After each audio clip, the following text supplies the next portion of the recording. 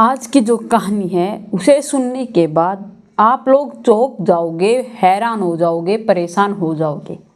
यह कहानी सुनने के बाद आप किसी के घर जाने से पहले एक बार नहीं बल्कि कई बार सोचोगे आखिरकार क्या हुआ था बकला फैमिली के साथ। बकला फैमिली जो कि अपनी अच्छी खासी ज़िंदगी गुजार रही थी। बक्कल फैमिली जो कि रहने वाली थी कर्नाटक के एक डिस्ट्रिक्ट की गदग से चंद्रमा सर्कल के पास एक कॉलोनी में उनका घर था। वहाँ वह रहते थे। उनके पास बहुत सी दौलतें थी, बहुत दौलत कमा रखी थी, बहुत पैसे वाले थे। उनके घर के अंदर 3 सदस्य रहते थे, एक लड़का और 2 वह पति पत्नी। पति का नाम था प्रकाश बक्कल और जो उसकी पत्नी थी उसका नाम था सुनीता बक्कल और उसका एक बेटा था, उसका नाम था कार्तिक बक्कल। यह तीनों अपने घर में रहते थे। उनके बेटे की एंगेजमेंट थी 17 अप्रैल 2024 को।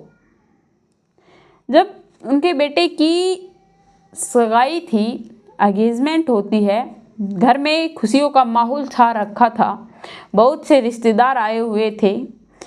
कुछ तो शाम तक वापस चले जाते हैं और एक जो उनके घर के अंदर एक रिश्तेदार थे वह उनके ही घर में रह जाते हैं, जो कि अंदमनी परिवार था। अंदमनी परिवार के अंदर वह भी 3 सदस्य थे, एक लड़की थी और 2 उसके माता पिता। लड़की के पिता का नाम था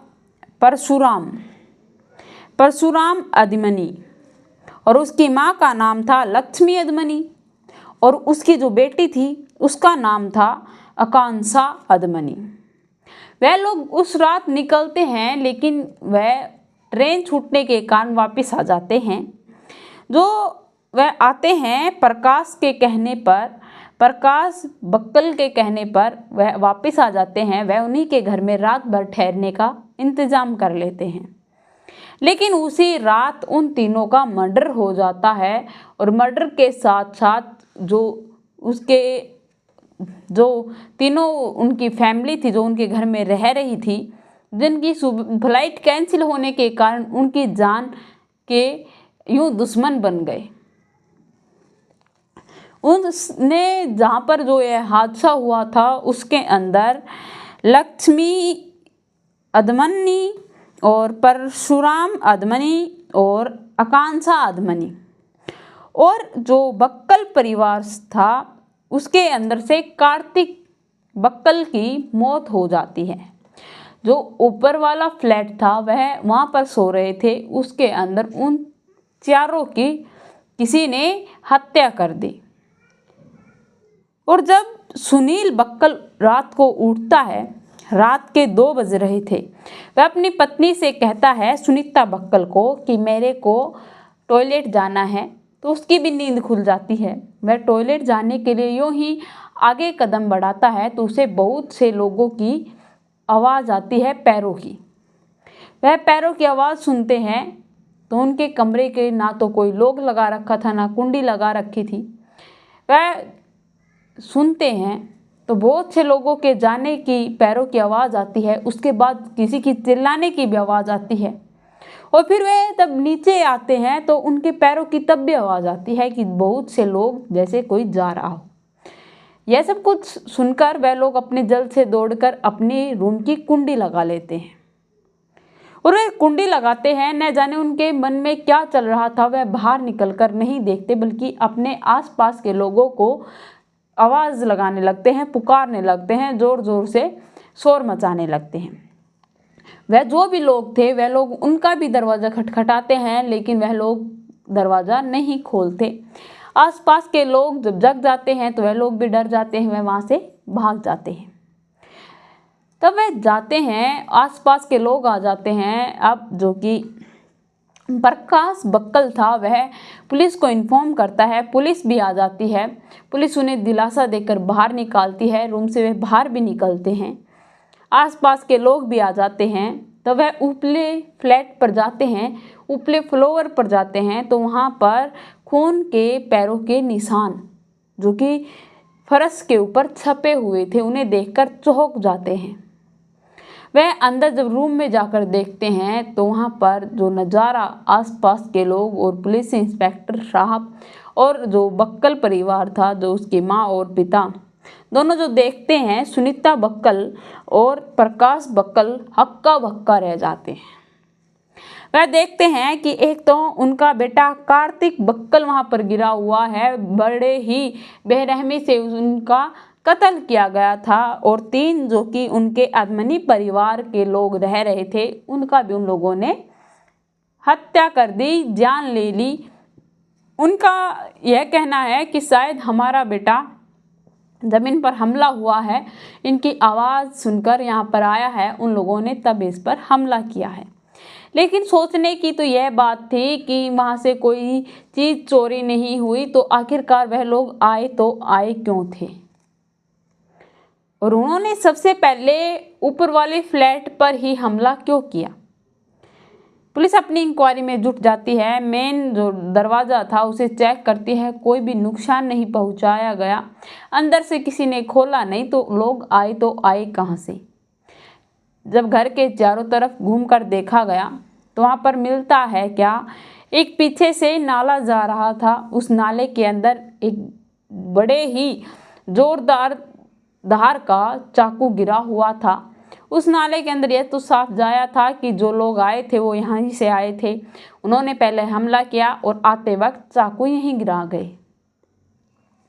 फिर वहाँ से देखा गया कि सभी डोर दरवाजे जो हैं वो बिल्कुल टाइटली बंद किए गए हैं। एक दरवाज़ा था ऊपर वाले फ्लैट का, जो वह डोर थी उसके अंदर कोई सेफ्टी नहीं थी, बिल्कुल कांच लगवाकर छोड़ रखा था, जिसे वह खुलने के कारण वह लोग वहाँ से एंटर होते हैं। एक एक आदमी वहाँ पर चढ़ा है, हर इंसान के जूतों के निशान भीत पर साफ जाया हो रहे थे। डॉग टीम को बुलाया जाता है, वहाँ पर तलाशी की जाती है, लेकिन कुछ खास हासिल नहीं होता। पुलिस आसपास के जो भी सीसीटीवी कैमरास थे उनकी भी जांच पड़ताल करवाती है, उनके अंदर भी कुछ खास नहीं मिल पा रहा था। फिर पुलिस इंस्पेक्टर साहब जो कि प्रकाश बक्कल था उसके पास जाते हैं, उससे पूछताछ की जाती है कि आपके बेटों के बीच में कोई झगड़ा हुआ था, क्योंकि उसके एक नहीं बल्कि 3 बेटे थे। एक का नाम था विनायक बक्कल, दूसरे का नाम था दर्तिया बक्कल जो कि, और एक था उसका बेटा कार्तिक बक्कल। उसकी पत्नी जो थी, उसका कार्तिक बक्कल जो बेटा था वह था, और उसकी पहले शादी हुई थी, उसकी पत्नी की डेथ हो गई थी, जिसके 3 बच्चे थे, 1 लड़की 2 लड़के। जो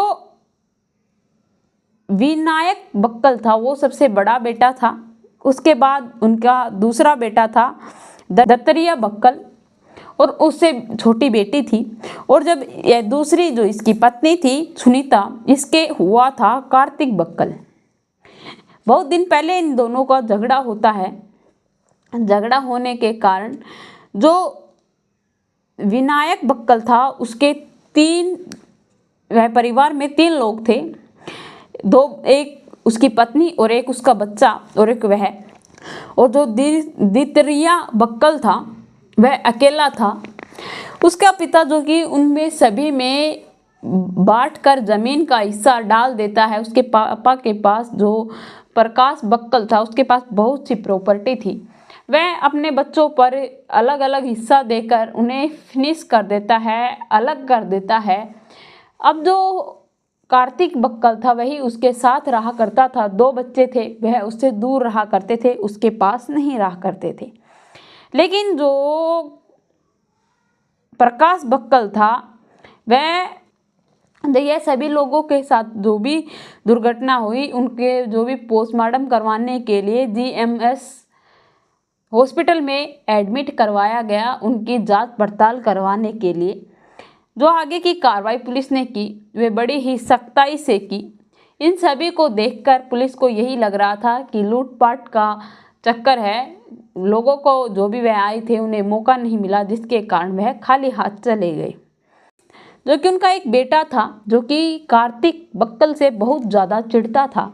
उसे वह अच्छा नहीं लगता था। उसे जो भी वह दोनों थे भाई, उन्हें यह लगने लगा था कि उसकी माँ उससे ज़्यादा प्यार नहीं करती, भेदभाव लगने लगा था। बल्कि उनका कहना है कि हमने अपने बच्चों में कभी फ़र्क नहीं किया। बच्चों का मनमुटाव होने के कारण बच्चों ने अपना हिस्सा ले लिया और उसके बाद भी उसे चैन नहीं मिला। उसे जो कार्तिक बक्कल को हिस्सा दिया गया वह उसे बिल्कुल भी सहन नहीं हुआ। उसे यह नहीं लग रहा था कि वह इस हिस्से का हकदार है, इसीलिए वह गुस्से में था। उसके छोटे वाले बेटे दत्तरिया बक्कल का फ़ोन चेक किया जाता है, लोकेशन चेक की जाती है, फ़ोन ट्रेस पर डाला जाता है, कॉल डिटेल निकलवाई जाती है, लेकिन उसके अंदर कुछ ऐसा अजीब नज़र नहीं आता। दूसरा जो विनायक बक्कल था उसके फ़ोन डिटेल चेक करवा जाते हैं तो एक नंबर ऐसा था जो कि 4 दिन से उससे लगातार बातें की जा रही थी। तो उस जो नंबर से वह कभी बात नहीं की, उससे आखिरकार क्यों बात की जा रही थी। जब उस नंबर की डिटेल निकलवाई गई तो उसे भी देखकर चौंक जाते हैं, क्योंकि वह जो भी था फिरोज काजी, जिसका नाम था फिरोज काजी नामक एक ऐसा व्यक्ति जिससे वह हमेशा बातें करने लग रहा था। 4 दिन से उसे लगातार बातें हो रही थी। वह मर्डर का काम करता था। उसे यह फ़ोन 14 अगस्त से किया जा रहा था। उसके पास जो गाड़ी थी वह एल्टो थी। वह अपने साथ एल्टो के अंदर 7 लोगों को लेकर आता है। जब CCTV कैमराओं की अच्छे से जांच की गई तो उस रात की वीडियो पुलिस के हाथ लग जाती है। पुलिस को पता चलता है वह एल्टो गाड़ी में आए थे। जब आराम से जा रहे थे, लेकिन जब जाते वक्त उन लोगों के कुछ हाव भाव ऐसे लग रहे थे कि उन्होंने कुछ काम फिनिश कर दिया है और उसे जल्द से जल्द वहाँ से निकलना है। और उन लोगों से जो भी उनने बात किया था, जो उन्हें आमदनी देने वाला था, 5 लाख की फिरौती वह उन्हें देने वाला था। और उसी ने कहा था कि फर्स्ट फ्लोर पे मेरे माता पिता और मेरा भाई सौतेला जो कि वहाँ रहता है, उन्हें ख़त्म करना है। मैं तुम्हें 5 लाख रुपए दूंगा और उनकी जो भी ज्वेलरी है, कैश है, मैं तुम्हें बता दूंगा वह कहाँ रखते हैं, तुम्हें वह लेकर फरार हो जाना है। वह तोहफे की तरफ से तुम रख लेना। उसकी सोच थी कि जो कार्तिक बक्कल है उसकी जो प्रॉपर्टी उसके हिस्से में आ रही है वह मेरे पास आ जाएगी। लेकिन उसका पिता यह नहीं चाहता था, क्योंकि वह बहुत ही बुरा इंसान हो चुका था। बारों के अंदर न जाने कितने कार्यों के अंदर वह रुपए खो चुका था। 3 फ्लैट वह अपना बेच चुका था। इसीलिए उसके पिता उससे क्रोधित आकर उसे घर से बाहर कर देते हैं और इसी चीज़ का फ़ायदा वह उठाता है। उसके दिमाग में उसकी जान लेने की ऐसी गंदी बात जो भी सोच थी वह उसके दिमाग में आती है और वह अपने माता पिता और अपने भाई को मरवाने की साजिश रचता है। जो विनायक बक्कल था उसने सुपारी दी थी फिरोज यस जो कि था, जो यह मर्डर का काम क्या करता था। उसे पुलिस गिरफ्तार कर लेती है और पुलिस का कहना था कर्नाटक के कोप्पल से आए थे यह जो फिरोज जो भी था, फिरोज काजी, जो कि ये मर्डर का पूरा कांड रचा रखा था। यह 7 बजे उनके घर पर नज़र रखने लगे थे और रात के 2-2:30 बजे उन्होंने उस घर में एंट्री की और उन लोगों पर हमला कर दिया। घर की न तो कोई लाइट जलाई, क्योंकि आसपास के लोगों को शक हो जाता। उन्होंने यह सब कुछ बड़े ही आरामी से साजिश से रचकर किया था।